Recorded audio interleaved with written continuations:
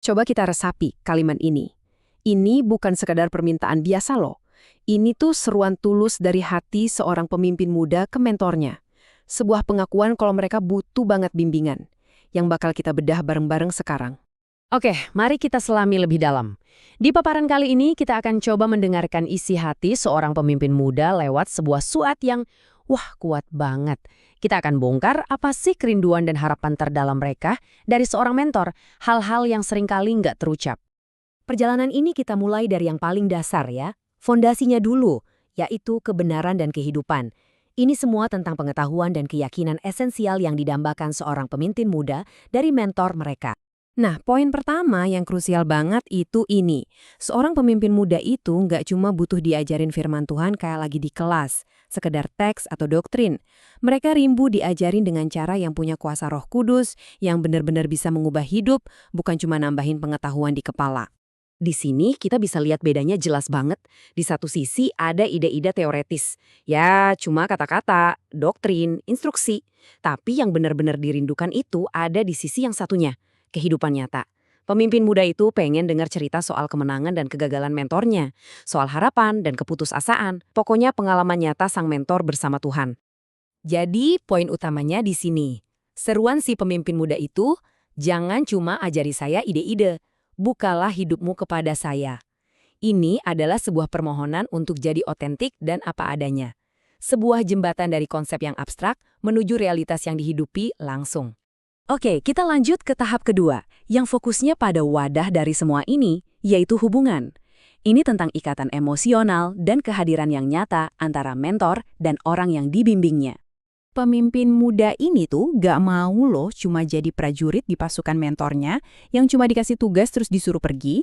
Mereka perlu tahu dan ngerasa kalau Anda sebagai mentor tulus mengasihi dan berkomitmen sama mereka secara pribadi. Demi perkembangan mereka, bukan cuma karena mereka berguna buat Anda. Nah, bagian dari komitmen itu adalah seni mengoreksi. Dan ini nggak cuma sekedar negur, tapi ada prosesnya. Pertama, puji dulu apa yang udah mereka lakuin dengan baik. Terus, waktu mereka salah, koreksinya dengan kasih dan lembut, bukan dengan menjatuhkan. Dan yang paling penting, ajarin mereka untuk bertanggung jawab atas kesalahan itu. Ini siklus pertumbuhan yang sehat. Ini nih, salah satu permintaan yang paling dalam, kehadiran yang nggak goyah. Bukan cuma ada saat dipanggil, tapi juga aktif nyariin pas anak muda ini lagi berjuang. Bahkan, ketika naluri mereka itu pengen lari dan ngumpat, mereka berharap mentornya nggak bakal ngebiarin mereka sendirian. Sekarang kita masuk ke tahap ketiga, di mana pengetahuan dan hubungan tadi diwujudkan dalam tindakan. Ini semua tentang tanggung jawab yang dikasih dan teladan yang ditunjukin. Dan ternyata, ya nggak sememarang tanggung jawab yang diharapkan. Ada dua jenis tugas spesifik yang sangat dirindukan untuk bisa menumbuhkan seorang pemimpin muda. Jadi pemimpin muda itu butuh dua hal. Pertama, mereka perlu tugas-tugas praktis yang mungkin kelihatannya sepele, tapi ini ngebentuk hati seorang pelayan. Kedua, mereka butuh tugas-tugas penting, yang gede, yang ngebangun visi dan memperjelas panggilan mereka.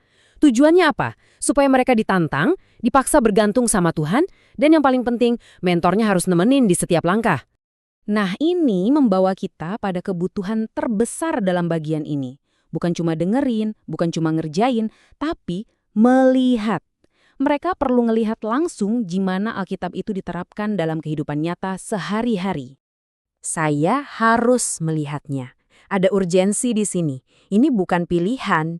Ini tuh keharusan mutlak buat pertumbuhan mereka. Titik. Terus apa sih yang mau mereka lihat? Bukan kesempurnaan ya. Mereka mau lihat pernikahan yang sehat, gimana cara mentornya menyembah Tuhan dengan tulus, gimana cara memaafkan orang lain, gimana cara memimpin di saat-saat sulit, dan gimana cara bertahan dalam penderitaan. Inilah kurikulum kehidupan yang sesungguhnya.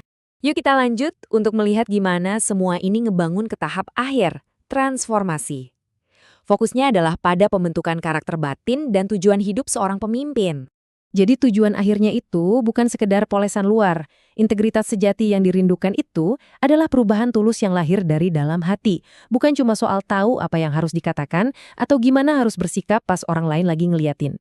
Nah, peran mentor di sini jadi unik banget. Mereka itu nggak puas sama yang palsu-palsu. Mereka justru sengaja menciptakan pengalaman, bahkan kadang gesekan dalam hubungan, yang tujuannya untuk membuka apa yang sebenarnya ada di dalam hati si pemimpin muda. Dari situ, pertumbuhan yang sejati bisa terjadi. Ini dia, panggilan yang diimpi-impikan setiap pemimpin muda dari mentornya. Sebuah undangan yang aktif untuk melihat visi yang lebih besar.